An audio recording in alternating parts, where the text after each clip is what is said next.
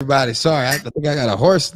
Was it frog down my throat? But good morning, everyone. Welcome to the newly named Bunker Labs Office Hours, a weekly live show brought to you by the team at Bunker Labs, a national network of veteran and military spouse entrepreneurs dedicated to helping the military connected community start their own business. 25% of transitioning service members want to start a business, and they need places inside their community where they can connect with the people, resources, and support they need.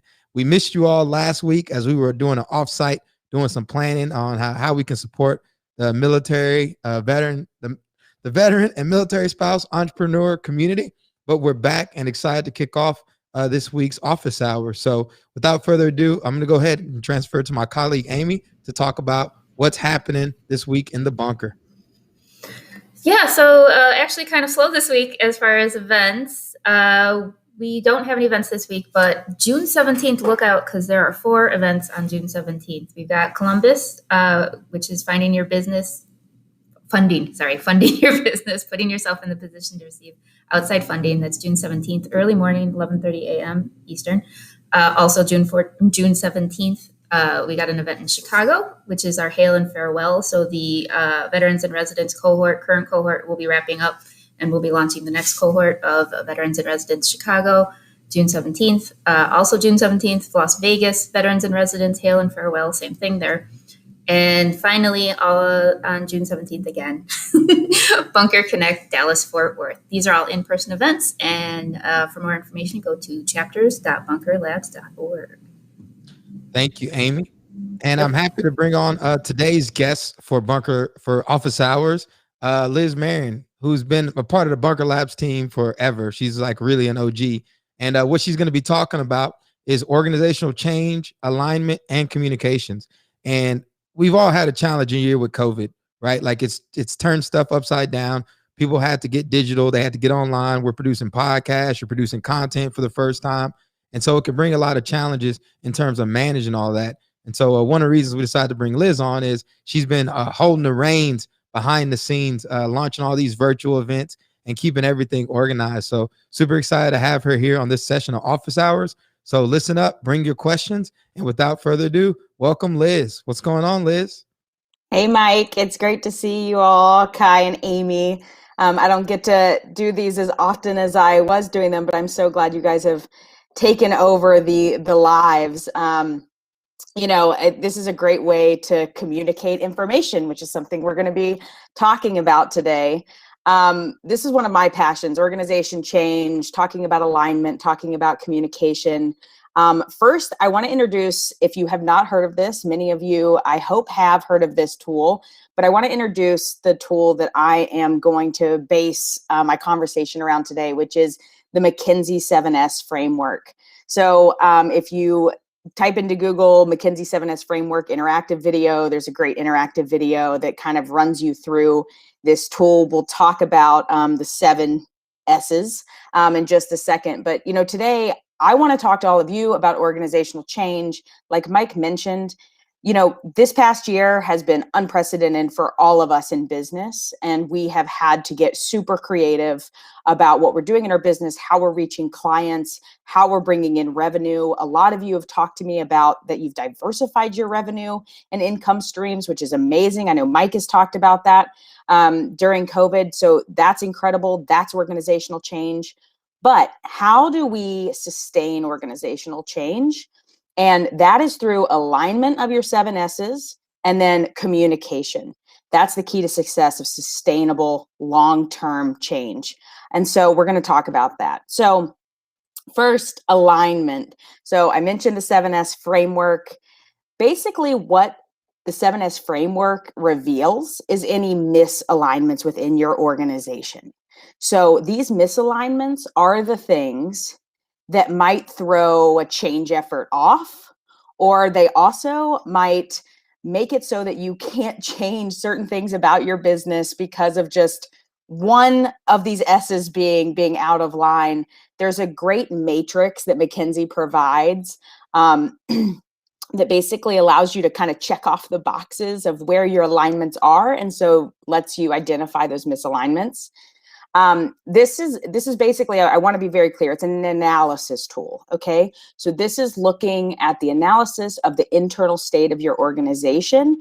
And then that will allow you to identify changes that need to happen to make sure those alignments happen instead of the misalignments. And then it will also allow you to see where your challenges might lie when you are in the midst of a change effort, specifically externally when you're communicating externally, which we'll talk about in just a second. So the 7 S's, which I love that they're all S's. However, I will say that when you Google this, people suggest other words that don't start with S for some of these alignments. So we've got shared values in the center. So those shared values, that mission is the most important thing, right? And then the spokes of the other 7 S's come off of that. So you've got your structure, your skills, which is also can be like, do you have the right people in the right seats that have the right skills? Your style, which is talking about leadership and management style, if it's matching your business. Your systems. Now, Mike, I know that you have talked about systems so much, and I love this because systems have to align with your business. You can't just throw any tools in there just because everybody else uses them, right? And then your staff, and then your strategy, which strategy is always related to change. Strategy starts at the top from you as the CEO or the president or the founder as your vision, and it really trickles down to everybody else in your organization, but also externally. So with this in mind, and we don't have a lot of time today just to like really dig in, and I could totally nerd out on this, but let's talk about how communication relates to this. So once you've gone through your internal analysis of your 7S framework for the Mckinsey 7S, the important thing is to consider your internal and your external communication. So they have to be consistent with one another. And you can't plan communication without considering your internal and your external stakeholders. So when I'm talking about internal stakeholders, this is when you're doing the analysis with the Mckinsey 7S tool. So you're talking about your employees. I don't care if you have 1 employee, 2 employees, 1,000 employees. This applies. Do they understand, do your employees understand your vision? And do they understand where you're going and the direction you're going and the change you're trying to make? All right. And so then it also is your partners, your affiliates. Do you have vendors? Do you have board members? All of these internal stakeholders that make your business run. So then your external stakeholders. So customers and clients, of course, external stakeholders. But what about those social media followers that don't engage with your brand all the time or haven't purchased from you yet, but they're still following you? They're still engaged with your brand. Those are external stakeholders. Communicating to them any changes that are being made and having a level of transparency with them is still important. So you're talking about internal stakeholders, external stakeholders. Do a quick stakeholder analysis. Just just list out who engages with your brand. And if you consider them internal or external. A couple communication rules of thumb are that somebody needs to hear something 7 times before they retain it. So that means when you're making a change effort, if you have 1 employee, you need to communicate with them the change vision 7 times before they can execute on it. So the other rule of thumb that I like to put out there is that you should utilize 3 to 4 formats to communicate the change as well. Now, for internal, obviously, this includes a meeting, emails, memos, Slack, or whatever chat mechanism you use or tool you use. But for external, it's also, right, social media, your email, your newsletter, things like that. And the reason I say that is because people retain information, learn information in different ways. So make sure you're accommodating for people that are verbal learners or visual learners. So common communication pitfalls in a change. When you make an announcement to the public on your social media, maybe, but you didn't announce it to your employees first. That is a mistake. Or you didn't announce it to your board members first. That is a mistake.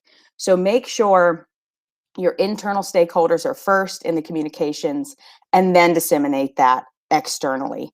If it makes sense to hire a PR or a marketing team to do this, Also, a copywriter. I always suggest a copywriter if you're making a big announcement.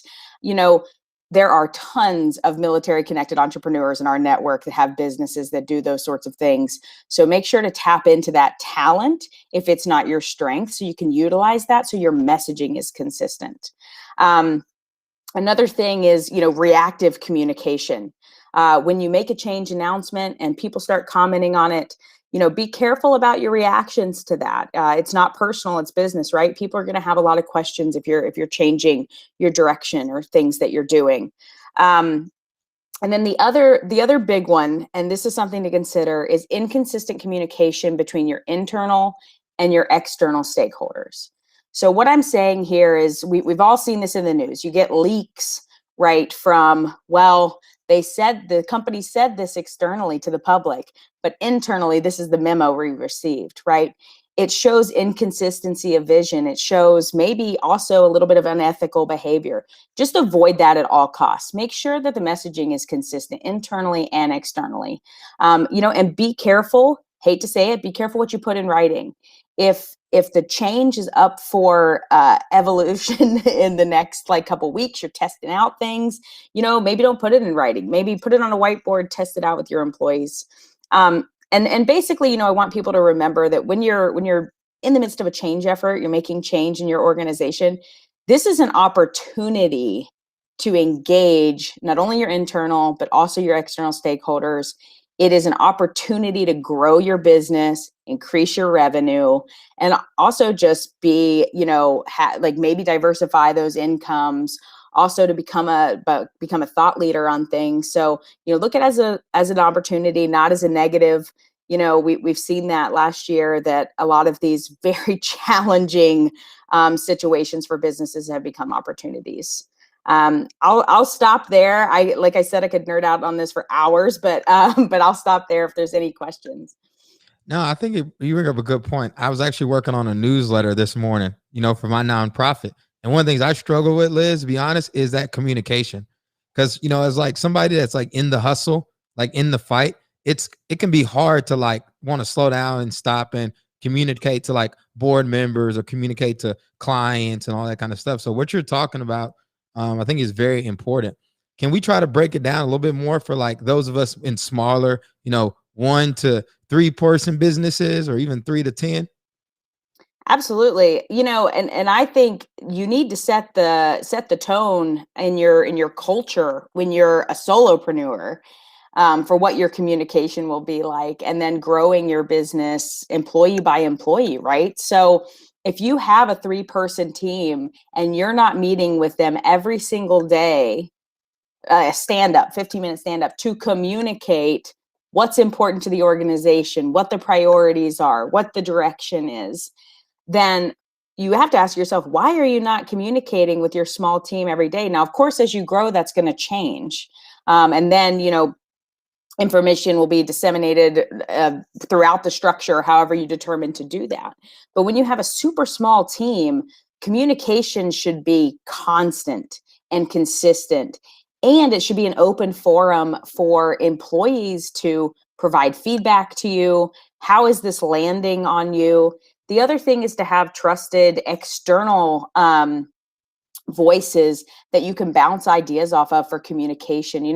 I always say, and Amy, I know you and I always go back and forth in messaging. It's if there's a newsletter, it's how is this landing with you? Are you understanding what I'm trying to say? And Mike, I'm sure, I know you're writing newsletters, you're writing social media posts, you're posting things. I think your kind of casual style of posting is really important because it's a consistent brand message, those sorts of things. But even in a small team, the communication should be even more constant. And I think that's a benefit actually to small organizations. Yeah, it's a challenge. I was definitely doing that. I was doing the stand-ups. I did 3 times a week. But one of the things I've kind of found out is it can be pressure. It's you got 10,000 things you got to worry about. And now it's I got this stand-up every single day or 3 times a week. But I definitely can understand the importance of that communication. So one of the questions I want to ask you is, when we think of communication, we always think of this, maybe it's jumping on a Zoom call or something, but can it be something as simple as communicating out like a morning memo, or maybe capturing and shooting a quick video or some audio and passing out to your team? Does that can that work as well? Absolutely. I mean, 3 to 4 formats or 5 to 10. I mean, you choose your formats to communicate. I love the fact that you brought up a video because, I have seen organizations do this really well where the CEO or the founder records a quick 3-minute video, like in their car in the morning to the team and sends it out like religiously, right? That's a great touch point. Communications are text messages, whether you use Slack or Teams or other chats. Communications are also just like supporting what your team is doing, right? And again, this expands, especially when you're a small team, to your contractors, your vendors. So encouraging people to give you feedback, encouraging people to say, this is what I'm hearing, is also one of the things, like that constant feedback loop. But you pick the formats that best fit your team. And to the stand-up point, so I totally understand what you're saying, but maybe if you have a team of 3 or 4 or 5, maybe allow them to level up in professional development. And so you rotate facilitators. So the pressure's not on you as the founder. You're also cultivating skills within your team. So a facilitation of leading meetings so that when you're not there and you need to step away from your business, you have people that can do it. It makes it's funny to me because it's very similar in the military. There was the 5-paragraph op order.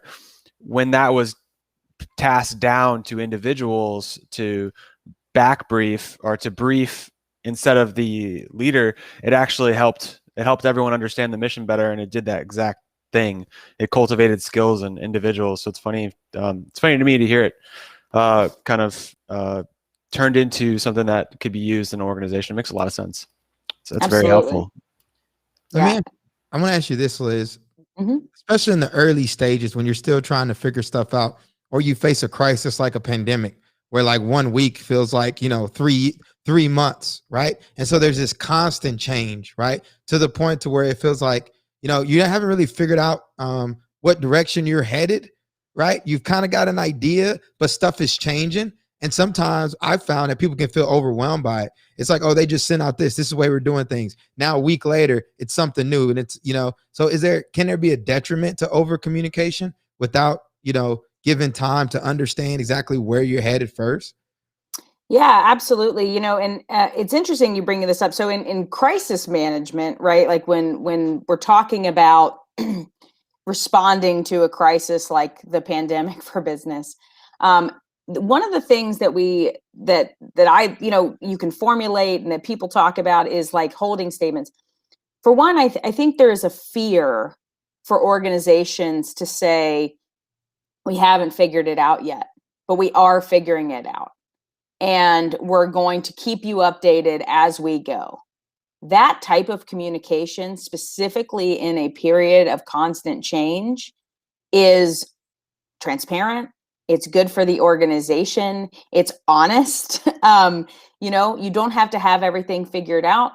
It's great to put contact information in those types of communications if they're external. Like for more information, or if you want to chat about it, please contact, X, Y, and Z. Especially for your customers and clients when you're going through these constant change periods, you can say like, your service will not be affected, or if it will be affected, how? So our lead times might be a little bit longer. Our email response times might be a little bit longer. I'll give you an example. So, so an organization during the pandemic, it was a small team of 5. 2 survived during the pandemic. They had to go back to a team of 2, right? So that's pretty significant when you're talking about a small organization like that. So they had to let some of their team members go. Communicating to the client, we've had to reduce our team in response to the pandemic. We are hoping this will not affect your service or what we are providing you. Here is how it might affect things. If this is not appropriate for you, please let us know immediately and we will try to help in any way possible, or we will refer you to other service providers that can, provide this. And then they worked with the client also on their contract, right? Because they weren't delivering what the contract stated in that amount of time. So I think, to me, I know it's cliche to say honesty is always the best policy, and it's totally okay for an organization to say, we just got thrown 1,000 wrenches called the COVID-19 pandemic or whatever it might be. And this is what we're trying to figure out. So, and then step by step, Mike, as you figure things out, like as things become more clear of direction, like we had these 6 live events planned. Okay, a month later, you have them virtually planned. It's like, okay, the virtual events are figured out. Those live events will become virtual events. Here they are. Those sorts of things. So it's okay to communicate in stages. And I do hear your point on over communication. So I think it's gauging your audience. If your audience is super engaged with you all the time, those little bits of information might not be too much. But if you're getting feedback that it might be overwhelming or confusing, again, bounce ideas off your employees, bounce ideas off trusted advisors, internal stakeholders. If you are getting that feedback, then reevaluate what your messaging is. Understood. So, Liz, can you give our listeners and our viewers 3 takeaways that they can apply today for organizational change?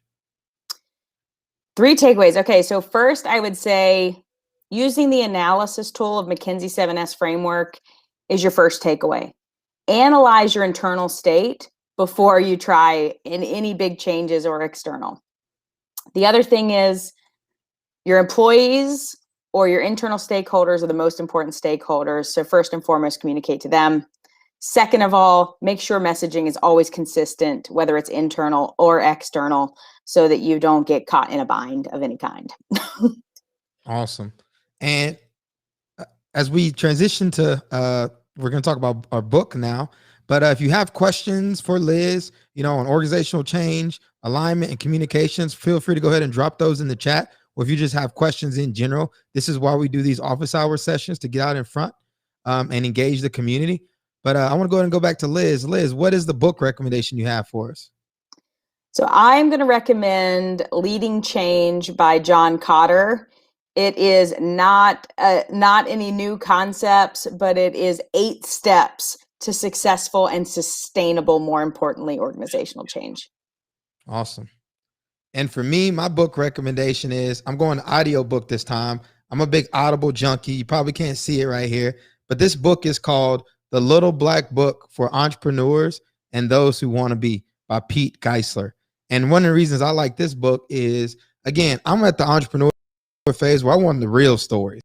At the end of the day, all of us aren't going to be, the Mark Zuckerberg or the Richard Branson. We've got our little account agencies, or maybe you're a graphic designer, or maybe you make custom wood flags or something. And the nice thing I like about this book is it just gets back to the real of what to expect. And you can find these little niche little audio books on Audible. I'm a big fan. They're not a sponsor of ours, but I'm just plugging it. I really dig that book. So check it out. And if you guys got books that you want to share with our viewers, man, go ahead and drop those in the chat. Go ahead and drop those in the chat as well. So I think we got to give a plug now for, it was a veterans-led Quickfire challenge. Amy, you want to jump on and talk about this for us? Sure, I can a little bit. So last week, June 2nd, Johnson & Johnson, in partnership with us, launched the Veterans Lead Quickfire Challenge, Innovation by Vets. So it's a 2-part Veterans Quickfire Challenge series that they're aiming to advance innovation that could benefit the military community by offering up a total of $250,000 in grant funding and mentoring from experts across the Johnson & Johnson family of companies. So they're looking for innovative ideas in the following areas: pharmaceuticals, consumer healthcare, medical devices, health technologies, and cross-sector initiatives. I don't know what some of those things mean, but if you do, you should go to the link that Kai has put on the screen. It's an interesting link. It is, I think, jjj.jnj/veterans. Or really just, their SEO is pretty good, so just type in Veterans Lead Quickfire Challenge and you'll find it. But But yeah, this is open. Applications are open through August 30th. And yeah, it's a really good opportunity if you are in those areas doing innovative stuff. So the way this works, y'all, is when we give information like this, it's on us as a community. When we come across veteran and military spouse entrepreneurs in pharmaceuticals, in consumer healthcare, medical devices, health technologies, and these cross-sector initiatives, it's on us that even if we don't have a venture like that, when we come across someone, show them some love and have them head over to apply for that Quickfire challenge. This is how we get the word out, right? Just give that good energy out into the universe. So tag people. If you know people that could benefit from them, have them be sure to check that out. And I want to go ahead and give a plug for some of our sponsors for our virtual event, which include the MetLife Foundation and the Gannett Foundation. The MetLife Foundation is committed to supporting veteran and military spouse entrepreneurs. In addition, the foundation also provides mentorship and financial health resources to veteran and military spouses transitioning into the workplace. And a Community Thrive, a program funded by the Gannett Foundation and part of the USA Today Network, invests in community building initiatives across the country with the goal of creating positive change through services to historically marginalized or under-resourced groups. And I know they're doing a lot of work with local nonprofits. So if you're a nonprofit CEO, be sure to go ahead and check out the Gannett Foundation. I was just looking at their website. They're giving out 5 to 25K grants as well. So we want to thank them for sponsoring this. And for everyone that's tuning in, if you have not downloaded and subscribed to the Transition Podcast, you are missing out. This ain't a flexing podcast. This ain't look at me. We've got all the answers. No, we get on with entrepreneurs like yourself that are in the fight and get some real honest peer-to-peer learning. We get vulnerable. We take off our armor and we let you know what to expect. I'm super happy for the podcast. We're at 20 episodes now, but we want to keep it growing. And on a personal level, I want to impact 10,000 veteran entrepreneurs and military spouses. That's not something I can do alone. I need your help. So help me get the word out about the Transition Podcast by liking it, sharing it, subscribing, and just spreading the word. And also between the Transition Pod and Office Hours, let us know what topics you want us to cover, right? So if there's something out there that you all are struggling with, that you're like, hey man, I really need help with this. This is what the bunker community is for.